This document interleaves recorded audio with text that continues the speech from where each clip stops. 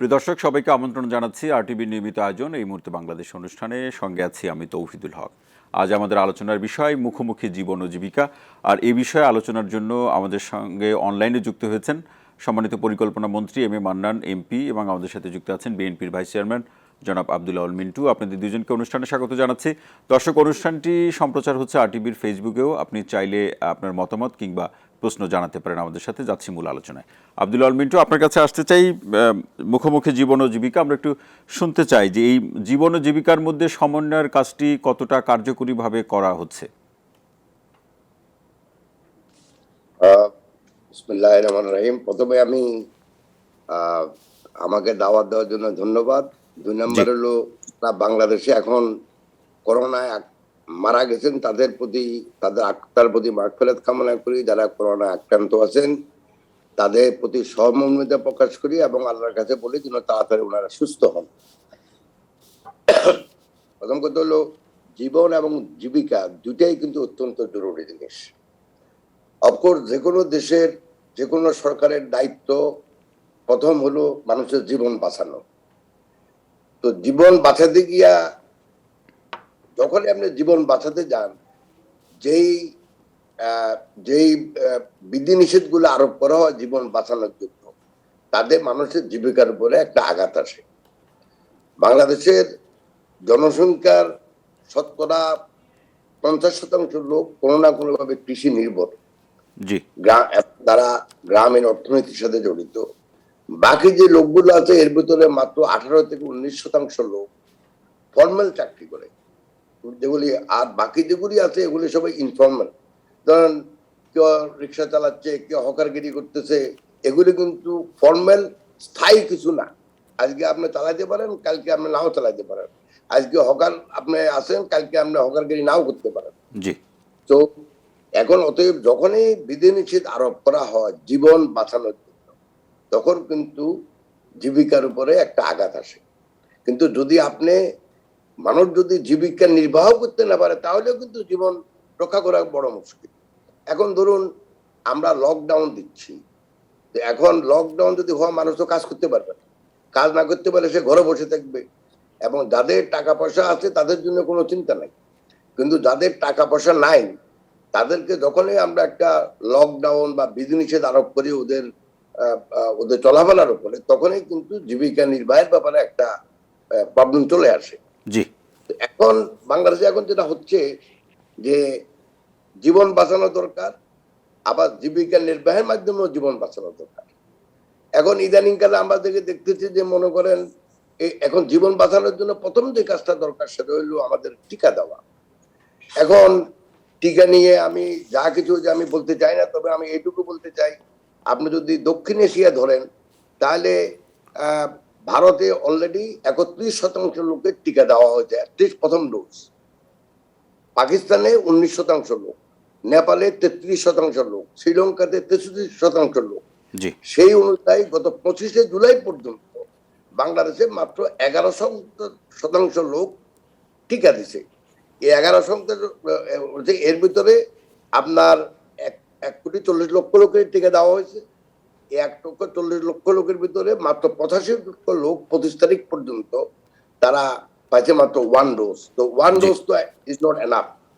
সেজন্য আমি মনে করি যে আমরা যে কিন্তু সেই জায়গাটি যে এখানে একটু শুনতে চাই আব্দুল আল মিন্টু, সেটি হচ্ছে যে এই ধরনের পরিস্থিতি তো থাকবেই। সেটি শুধু বাংলাদেশে না, সকল দেশকে এই করোনার ক্ষেত্রে করোনা ভিন্ন ভিন্ন পরিবেশ বা পরিস্থিতি তৈরি করেছে, সেগুলো মোকাবেলা করেই প্রতিটি দেশ সামনের দিকে এগিয়ে যাচ্ছে। আমাদের এখানেও সেটি হচ্ছে, সরকার ব্যবস্থা নিচ্ছে, কিংবা টিকা বলুন বা চিকিৎসার ক্ষেত্রেও ব্যবস্থা নেওয়া হচ্ছে।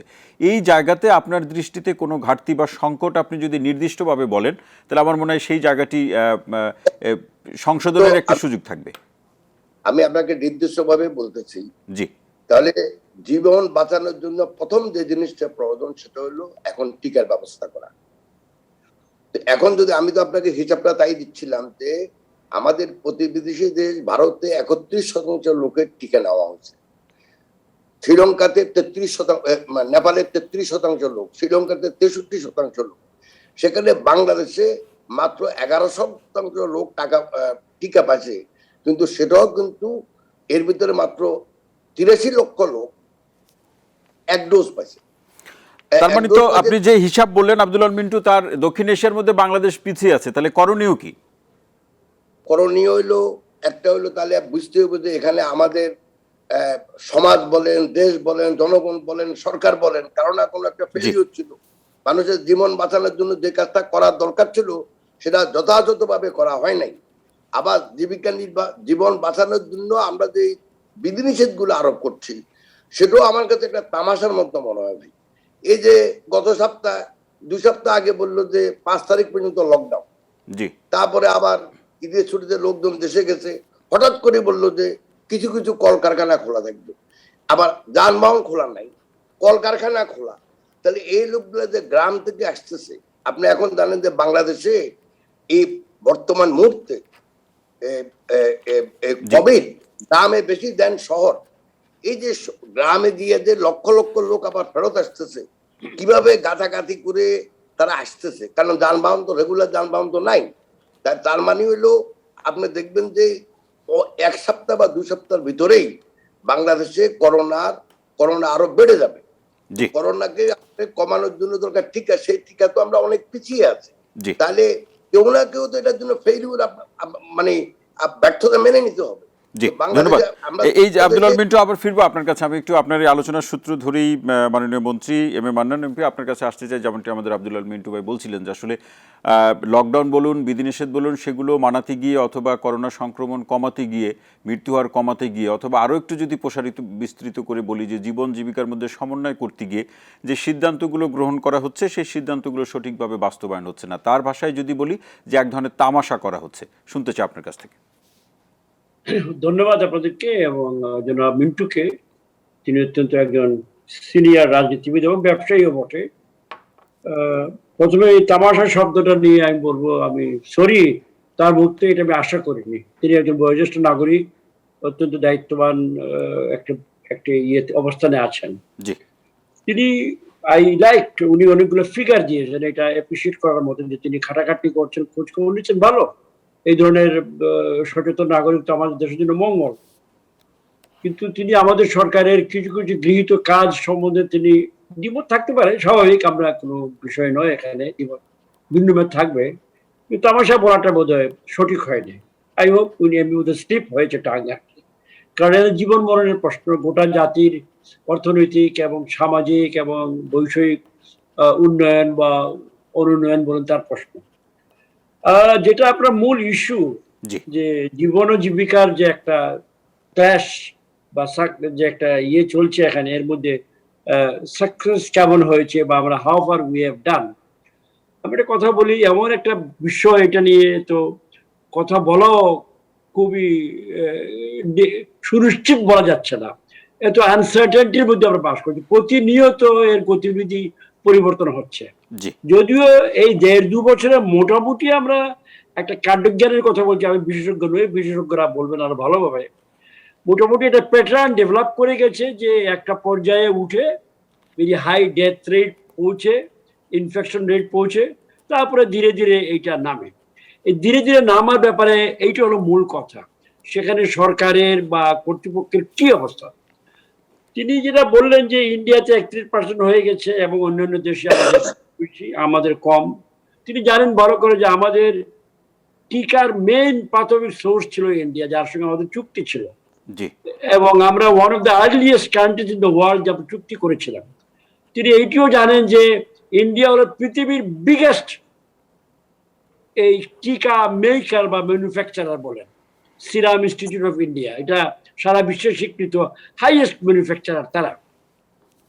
যখন ইন্ডিয়া বিপদে পড়লো accidentally, it is not their making, আমরা করি, কেউই করেনি, ন্যাচারালি তাদের জনগণের চাপে বা নিজের দায়িত্ববোধ থেকেই তাদেরকে অনেকগুলা পদক্ষেপ নিতে হয়েছে, যার ফলে আমাদের এখানে যে টিকাগুলো আসার কথা ছিল জি সেটা তারা পাঠাতে পারেনি। ইট ইজ দেয়ার ব্যর্থতা, বাট ব্যর্থতার পেছনে তাদের স্ট্রং মানবিক এখানে যুক্তিও একটু আছে। মাননীয় মন্ত্রী, আমি একটু যোগ করে একটু প্রশ্ন করতে চাই আপনার আলোচনার প্রেক্ষাপটে। এবং আব্দুল্লাহ মিন্টু ভাই যেমনটি বলছিলেন যে আসলে বাংলাদেশ যখন টিকা সংগ্রহ করে এবং একদম শুরুর দিকে, তখন কিন্তু বিশ্বের অনেক দেশই কিন্তু টিকা সংগ্রহ করার রাষ্ট্রীয়ভাবে সিদ্ধান্ত নিতে পারেনি।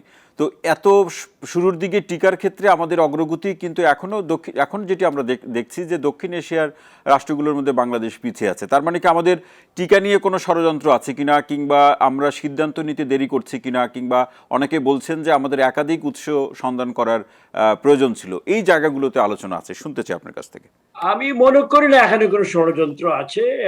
এইরকম একটা জীবন মৃত্যুর বিষয় নিয়ে কোনো সভ্য সচেতন সমাজে ষড়যন্ত্র করবে। তবে হ্যাঁ, ব্যবসায়িক কিছু ছল ছাতুরি ছিল হয়তো কোনো কোনো মহলে, জি। যারা টিকা পশ্চিমা জগতে বেসিক্যালি তারা কেউ কেউ এখানে একটু ব্যবসার ফাঁক পুকুর ছিল। সেটাতে মিন্টু ভালো বুঝেন, তিনি ব্যবসা সম্বন্ধে তার জ্ঞান আমার চেয়ে বেশি বলবেন। একটা কথা আমি আপনাকে বলতে চাই, আমরা আর্লি স্টার্ট ছিলাম, তাহলে কেন আমরা ব্রেক করলাম এটা বলার চেষ্টা ছিলাম যে ভারতের এই দুর্গতির জন্য। এখন আমাদের যে ফিগার গুলো তিনি দিলেন, এখন আমাদের আজকে নিয়ে আমাদের কথা বলতে হবে। আমাদের এখন কুইক ফুটওয়ার্ক করে আমাদেরকে আগের জায়গা থেকে বেরিয়ে এসে বিকল্প অনেকগুলা বিকল্প সন্ধান করছে। এবং মাননীয় মন্ত্রী, আজকের যেমনটা আপনি বলছেন গুরুত্বপূর্ণ, আমি সেই গুরুত্বপূর্ণ জায়গা থেকে একটু প্রশ্ন করি যে আজকে নিয়ে আমাদের ভাবতে হবে, আজকের দিনটা কিভাবে অতিবাহিত করব। আমরা যদি এইভাবে করি, আজকের দিনটাতেও আমরা ভালো আছি কিনা।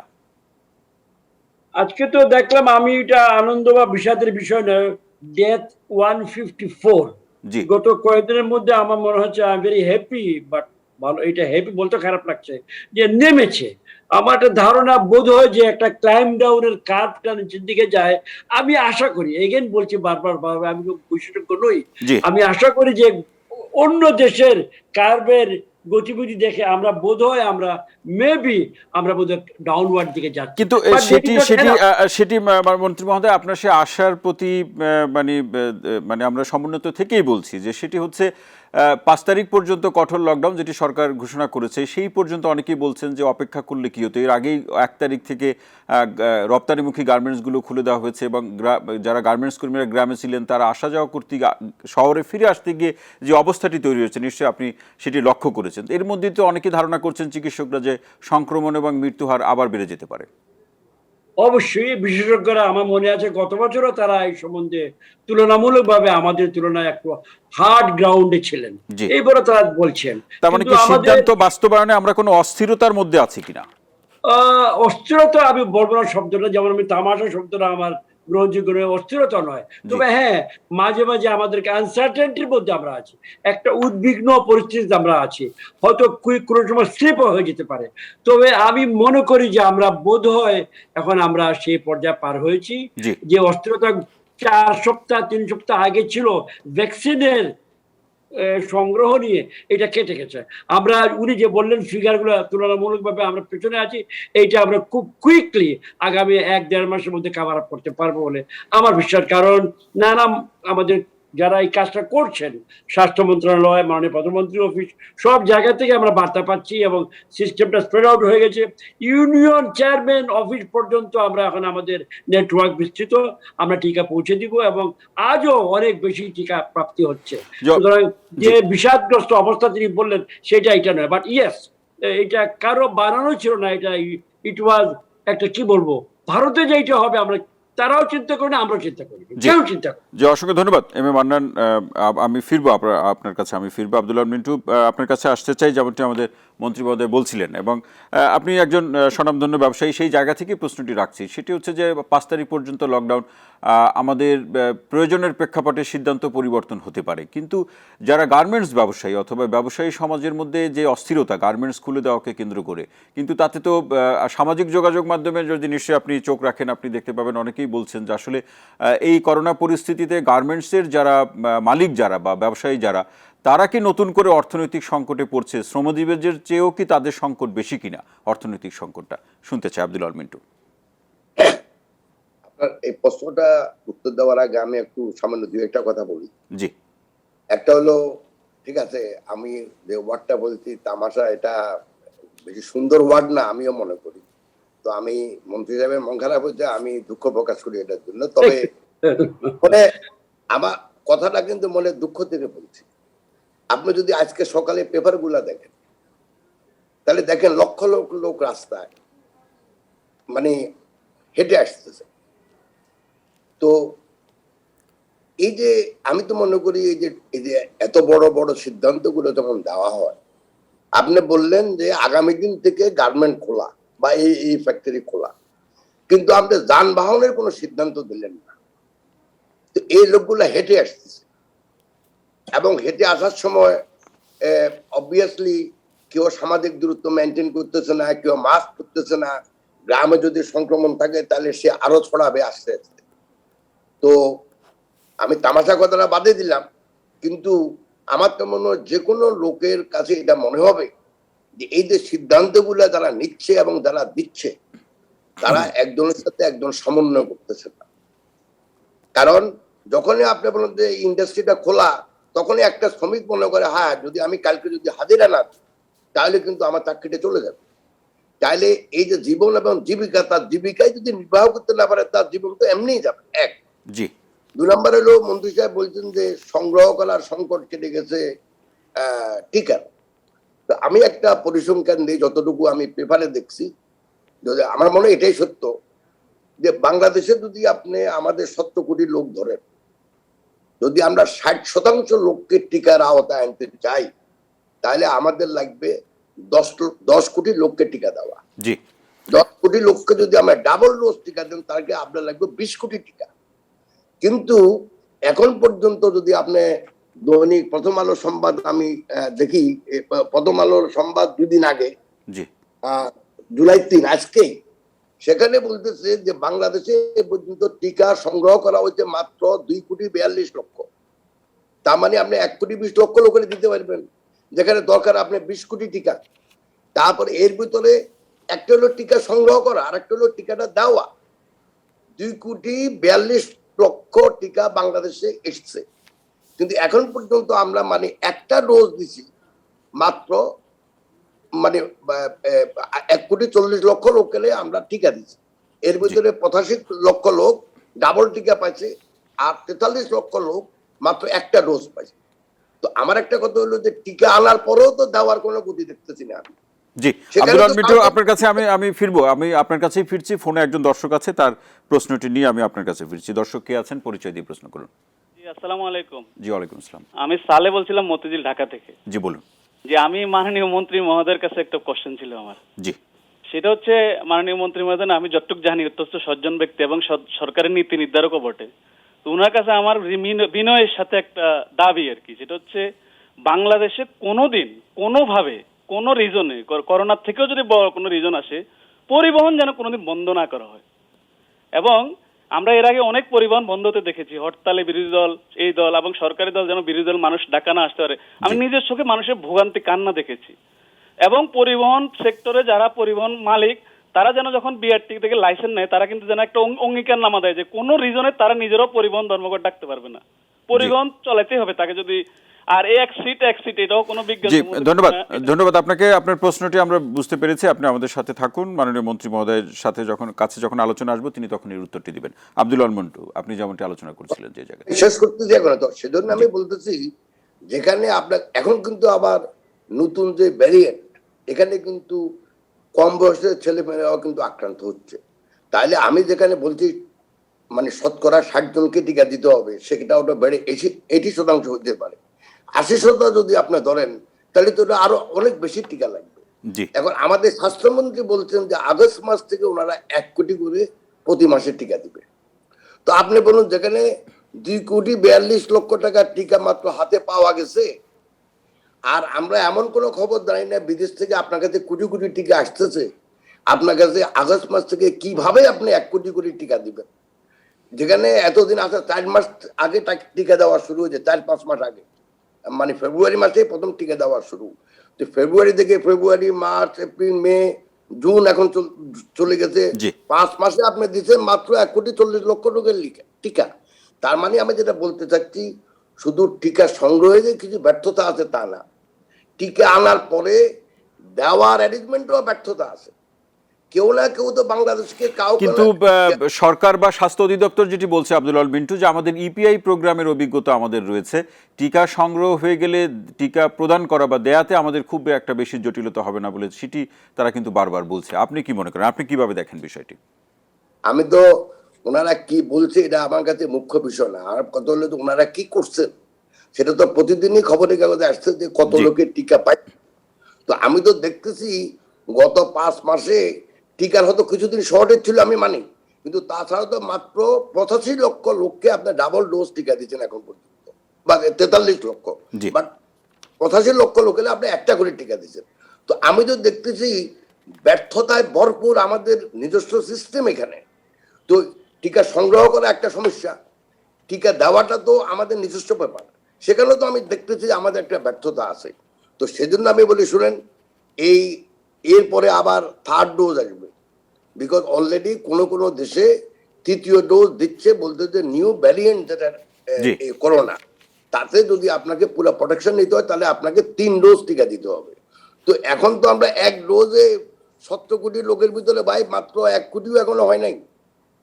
তো এখন তাহলে আপনি কাউকে ব্যর্থ বলবেন না, তাহলে কি আমরা জনগণ ব্যর্থ শুধু?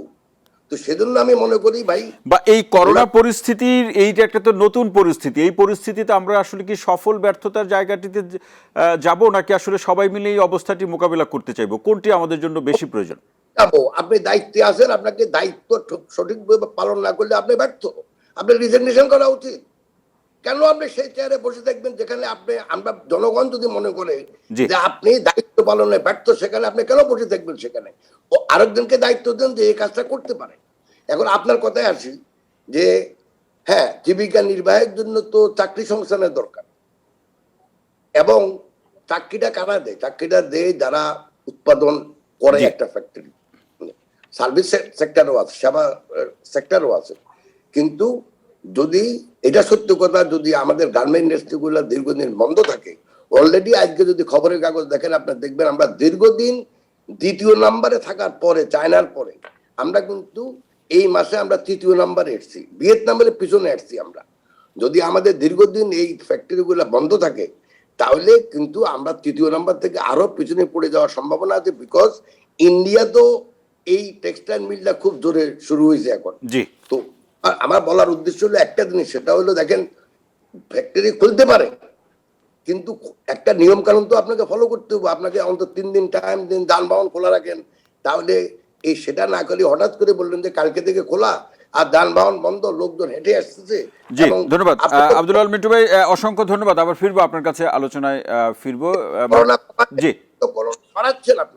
জনাব মিন্টুর প্রথম যেটা ছিল, তিনি লক্ষ্য করেছেন সমন্বয়ের অভাব। পারফেক্ট সমন্বয় নয়, আমি স্বীকার করবো। সরকারে আমি কাজ করি, আমলা হিসেবে কাজ করেছি এবং এখন এখানে আছি। এত বড় একটা সংস্থাপন, নানা ধরনের বহু বিপরীতমুখী কর্মকাণ্ড হয়, পারফেক্ট সমন্বয় আমাদের কোনো পৃথিবীর কোথাও নেই।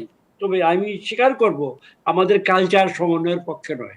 বাংলাদেশ বা এই উপমহাদেশ, এই অঞ্চলে ঠিক ওই ধরনের ইউরোপীয় বা জাপানি মানের যে সবের সঙ্গে জনাব মিন্টু পরিচিত, ওটা নয়। I will admit that. যেটা কথাটা বিশেষ করে তার অবজারভেশন অ্যাবাউট সংগ্রহ বিতরণ, this very important, I agree with him. সংগ্রহ সম্বন্ধে আমি বিনীতভাবে বলতে চাই, তিনি এবং আমি এবং আপনি সঞ্চালক মহোদয়, জি। আমরা একটা সিভিল সোসাইটিতে বাস করি, একটা ডেমোক্রেটিক সেট আপের মধ্যে একটা সার্বভৌম রাষ্ট্রে আমরা আছি। সেখানে যে সরকার যখন ক্ষমতায় থাকবে, নির্বাচিত সরকার, গায়ের জোরের সরকার নয়, সেই সরকারকে আইন কানুনের মাধ্যমে শাসন করলে আমরা সবাই সহযোগিতা করা উচিত, দরকার। তার চেয়ে বেশি ইম্পর্টেন্ট বিশ্বাস করা, আস্থা রাখা। সরকার প্রধান, এই সরকারের প্রধান যখন সংসদে দাঁড়িয়ে পরিষ্কার বক্তব্য রাখলেন যে আমি এই ভ্যাকসিন সম্বন্ধে এই ব্যবস্থা করেছি, আগামী বছরের প্রথমের আগেই আমি আশা করছি সকল যে দরকার আমাদের হুর মতে 70-80% দেওয়া হার্ড ইমিউনিটি আমি ম্যানেজ করতে পারবো, আমার বিস্তারিত বলেছেন। তো এখানে আমার প্রশ্নটা হলো যেন মিন্টুর কাছে, ইট ইজ হিজ এবং আমার এবং সঞ্চালক মহোদয়, সভ্য সমাজে, গণতান্ত্রিক সমাজে আমাদের এই আস্থা, কনফিডেন্স থাকা উচিত না। না, তাহলে মাননীয় মন্ত্রী মহোদয়, এই প্রশ্নটা আমি একেবারে না করে পারছি না, আমি একটু প্রশ্নটি করে নিই আপনাকে, সে আপনার কাছ থেকে শুনবো যে আপনি যে সহযোগিতার কথা বললেন এবং বিশ্বাসের কথা বললেন এবং সংসদে মাননীয় প্রধানমন্ত্রী যে বক্তব্য, তাহলে সেই বক্তব্যের প্রেক্ষাপটে আব্দুল আল মিন্টু ভাই কিংবা তার দল কেন আস্থা স্থাপন করতে পারছে না? এটা আপনি উনাকে প্রশ্ন করতে পারেন। আমি সার্বিকভাবে বলছি যে উনিও একজন ডেমোক্রেসিতে বিশ্বাস করে, আমিও করি।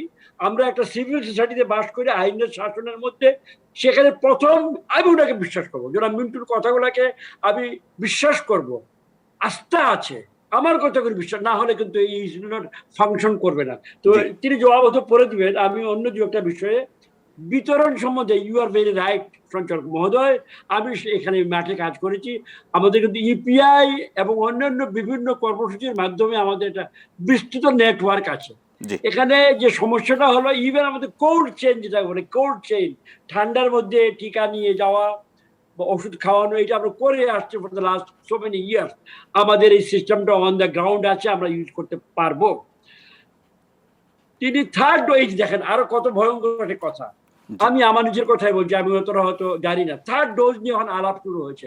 আমি তো 2 মাস আগে 3 মাস আগে থার্ড ডোজ সম্বন্ধে আমরা শুনি নেই।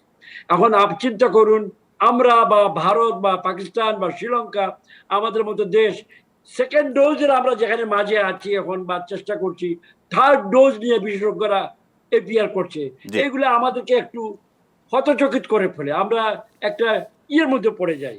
তবু আমার মোকাবেলা করতে হয়, পালিয়ে যাওয়ার কোনো পথ নেই। আমাদের রেকর্ড, জনাব সঞ্চালক সাহেব এবং জনাব মিন্টু, ঠান্ডা মাথায় আমাদের রেকর্ড বিদেশিরা যে রেটিং করেছে ব্লুমবার্গ বা আইএমএফ বা অন্যান্য সংস্থা, আনটিল নাও আমরা পৃথিবীর অন্যতম 15-20টি দেশের মধ্যে এখনো আছি যারা কোভিড ম্যানেজমেন্টটা ভালো করেছে। জি প্রায় 200 বেশি দেশ এই দুনিয়াতে এখন বিরাজ করছে। জি আমি এবং এখন মাননীয় আমার মন্ত্রী সেই আলোচনায় আমি ফিরবো, তবে ফোনে যে দর্শক প্রশ্নটি হ্যাঁ, রেখেছিলেন ওটা তিনি জবাব অনেক আশা উচিত। করি প্রশ্ন করেছেন, জি, সেটা একটু জি, শুনতে এটা চাই, যাতে নিশ্চয়ই, যে কোনো এটা- পরিস্থিতিতে বা সিদ্ধান্তে হ্যাঁ। গণপরিবহন যাতে বন্ধ রাখার Yes. সিদ্ধান্ত নেওয়া উনি না হয় এই সেটা একটু প্রশ্নটা শুনতে চাই। করেছেন মতিঝিল থেকে, আই গিভ ইউ মাই সালাম। জি একটা অত্যন্ত গুরুত্বপূর্ণ প্রশ্ন, আমি নিজেও মোকাবিলা করেছি এইটা এবং সরকার মোকাবিলা করেছে। পরিবহন এমন ডেলিকেট স্পর্শকাতর একটা বিষয়, আমি মানুষকে কি কষ্ট দেখেছি আমরা টেলিভিশনে বসে। এই পরিবহন নিয়ে আমাদের প্রতিবেশী ভারতে যখন গত বছর লকডাউন করে, আমরা এনডিটিভিতে দেখেছি সরাসরি রাস্তাঘাটে মানুষ পড়ে মারা গেছে। কেউ ইচ্ছে করে মারেনি, জি গাড়ি পাচ্ছে না, বয়স্ক মানুষ, পয়সা নাই, কিছু নাই, রিক্সা পায় না, সিএনজি পায় না, মারা গেছে। আমাদের আল্লাহর রহমতে আমাদের দেশ অত লম্বা বড় নয়, আমাদের নেটওয়ার্ক সব ওইরকম অবস্থা হয়নি। তবে আমি এগ্রি করি ওনার সঙ্গে, I fully agree with him, যে সবকিছুর মধ্যে সবচেয়ে ডেলিকেট ম্যাটারটা হলো পরিবহন। এবং এইটাতে হাত সেই দেওয়ার আগে জায়গাতে আমাদেরকে- মাননীয় মন্ত্রী একটু ছোট্ট করে জানতে চাইবো যে আমাদের করোনার সাথে আমাদের বসবাস তো 1.5 বছরের বেশি হলো, আমাদের নিশ্চয়ই এই 1.5 বছরে আমাদের তো আরো বেশি অভিজ্ঞতা কিংবা সমন্বয়ের জায়গাটি আরো কার্যকরীভাবে হওয়ার কথা ছিল, কিন্তু এই বারবার আলোচনা আসলেই বারবার সমন্বয়হীনতার বিষয়টি চলে আসে, যেটি আপনি বলছেন যে একেবারে পরিপূর্ণ সমন্বয় হয়েছে বলে আমরা মনে করি না। জি সরকারের ভিতরের সমন্বয় এক জিনিস, আরেকটি সমন্বয় কিন্তু আমরা যে প্রণোদনার প্যাকেজ দিয়েছি, আমরা যে বিভিন্ন পদক্ষেপ গ্রহণ করছি, লকডাউন, সেমি লকডাউন অথবা পার্শিয়াল লকডাউন, প্রতিটি কিন্তু সংশ্লিষ্ট ব্যক্তিদের সঙ্গে আলোচনা করে করা হচ্ছে। যেমন জি গার্মেন্ট শিল্পের যাবতীয় বিষয় বিজিএমই এর সঙ্গে প্রথম দিকে গত বছর ভুল বুঝাবুঝি হয়েছিল, আপনারা জানেন, জি আমরা বেশ একটা কঠিন অবস্থায় ছিলাম। গত 1 বছরের মধ্যে প্রতিটি কাজ কিন্তু উনাদের সঙ্গে ব্যর্থতা হলো, উনাদের সাফল্য ওনারা একসঙ্গে আছেন। জি এবং আমি এখানে মাঝখানে একটা কথা বলে শেষ করতে চাই, বিশেষ করে গার্মেন্টস সম্বন্ধে। I must appreciate this. আপনারা অ্যানালাইজ করেন গার্মেন্ট শিল্পে যে ওনারা বলছেন যে আমাদের খুলে দেন, দাবি করেছেন, সরকার যেটা গ্রহণ করেছেন, গার্মেন্টসে কিন্তু কখনো গত দীর্ঘদিন ইনফেকশন এবং ডেথ দুটাই এবং কোনো এই দৃশ্যত- আলোচনায় আমি ফিরবো মাননীয় মন্ত্রী মহোদয়, আপনার কাছে ফিরবো, তবে অনেকেই বলছেন যে আসলে ব্যবসায়ীদের সাথে সরকারের সমন্বয়টি খুব ভালোভাবেই চলছে, কিন্তু জনগণের সাথে সরকারের সমন্বয় নিয়ে বেশ কিছু ঘাটতি আছে। আমি ফিরবো আপনার কাছে, আব্দুল আল মিন্টু, আপনার কাছে আসতে চাই। আমরা অনুষ্ঠান শেষ করব, তার আগে এই জীবন জীবিকার মধ্যে সমন্বয় করার ক্ষেত্রে আপনারা নানাভাবে আলোচনা করলেন, আমরা একটু পরামর্শ জায়গাটি শুনতে চাই আপনার কাছ থেকে, মাননীয় মন্ত্রীর কাছ থেকেও শুনতে চাইবো যে কি করলে আরো ভালো হয়। আব্দুল আল মিন্টু।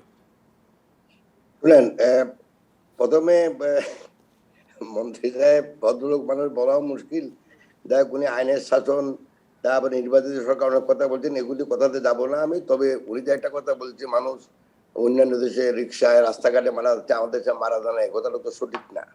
আপনি যদি পেপার দেখেন তাহলে আপনি দেখবেন অনেক লোকেই ভর্তি না হইতে পারে, বারান্দায় মারা যাচ্ছে, অ্যাম্বুলেন্সে মারা যাচ্ছে। তো এই কথাটা সঠিক না। আমার মনে হয় উনি একটু যদি খোঁজ খবর নেই তাহলে ভালো হবে। জি আর যেটা হলো জীবন এবং জীবিকার মধ্যে আপনার যে প্রশ্নটা, জীবন বাঁচানোর জন্য যে কাজটা প্রথম করা দরকার এবং সর্বশেষ করা দরকার, সেটা হলো ভাই টিকার ব্যবস্থা করা। জি, টিকা আসার পরে এটা দ্রুত গতিতে একটা নির্ধারিত যে বয়স, সে বয়সের লোকদের দেওয়া। কিন্তু আগে এই প্রথম যখন এই করোনা শুরু হয় তখন কিন্তু শুধু বৃদ্ধ লোকদের বেশি আক্রান্ত করত। এখন কিন্তু 18, 19, 20, 25 বছরের ছেলে মেয়েদেরও আক্রান্ত হচ্ছে। শিশুরাও আক্রান্ত হচ্ছে। সেজন্য আমি মনে করি যে যদি আমাদের কোনো স্টাডি থাকে যে এখানে কারা আক্রান্ত বেশি হচ্ছে, ওই গ্রুপটাকে চিহ্নিত করে ওদেরকে প্রায়োরিটি দিয়ে ওদেরকে টিকা দেওয়া উচিত। সংগ্রহ সরকার যেভাবে পারুক করতে হবে, যেখান থেকে পারুক করতে হবে। এটা জীবন বাঁচানোর জন্য একটাই সরকারের এখন প্রথম দায়িত্ব। আর জীবিকা নির্বাহের জন্য যে মানুষকে, এই যে আপনার যেটা বলি আমার গার্মেন্টের কথা, যেটা উনি গার্মেন্টের কম, গার্মেন্টের মালিকরাও কিন্তু একটু টেক কেয়ার করতেছে যে যাতে করে ওদের সামাজিক দূরত্ব বজায় রাখে, যাতে করে ওরা অন্য মানুষের সাথে না মিশে, যাতে করে যারা স্পেশালি যারা ফ্যাক্টরির কাছে থাকে তারা যেন অন্য কারোর সাথে মেলামেশা না করে। তো এগুলি আপনাকে জীবিকা নির্বাহ যেরকম সরকারের দায়িত্ব, মানুষজন জীবিকা নির্বাহ করতে পারে, আবার জীবন বাঁচানো সরকারের দায়িত্ব। একেবারে আব্দুল আল মিন্টু, শেষ লাইনটি শুনতে চাই, শেষ মন্তব্য আপনার কাছ থেকে, শেষ মন্তব্য একেবারে এক লাইনে। একটাই, টিকা টিকা টিকা টিকা টিকা টিকা। অসংখ্য ধন্যবাদ আব্দুল আল মিন্টু, মাননীয় মন্ত্রী মহোদয়, একেবারে শেষ মন্তব্য। জি ধন্যবাদ, তাকে ধন্যবাদ। ইয়েস, তার সঙ্গে আমিও বলবো টিকা টিকা টিকা এবং সহিষ্ণুতা এবং সমন্বয়, সামাজিক সমন্বয়। আমলার সমন্বয় বাই অর্ডার করা যাবে, সামাজিক সমন্বয় এটি কালচারের ব্যাপার। এইটা তার সঙ্গে আমার সমন্বয়, এইটা আমার বৃহত্তর সুশীল সমাজের এক্সিস্টিং সিভিল সোসাইটির সমন্বয়ের ব্যাপার। এখানে আমাদেরকে আরো তৎপর হতে হবে এবং হয়তো ফাঁকফোকর না খুঁজে, দোষারোপ না করে আমাদেরকে সহায়তার মনোভাব নিয়ে এই জাতীয় বিশ্বের বিপর্যয় এটা মোকাবেলায় একসঙ্গে কাজ করতে হবে। এবং আপনি যেহেতু সমন্বয়ের বিষয়টি বলছেন মাননীয় মন্ত্রী মহোদয়, রাজনৈতিকভাবে বিরোধী অবস্থানে যারা আছেন তাদের কাছ থেকে সহযোগিতা কেমন পাচ্ছেন? আমি ব্যক্তিগতভাবে আমার এলাকায়, আমার নির্বাচনী এলাকায় যারা আমার বিভিন্ন দলের আছেন, ভালো সহযোগিতা পাচ্ছি। আমার ধারণা সারা দেশেই সহযোগিতার মান ভালো।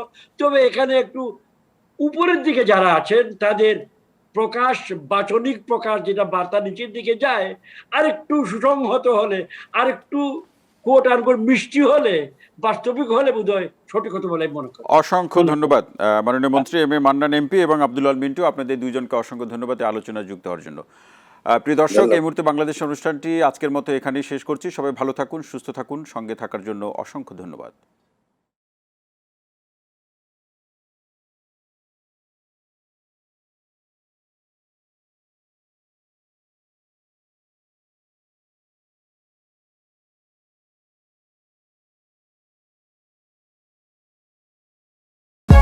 For more updates, subscribe and press the bell icon on YouTube app and never miss another update.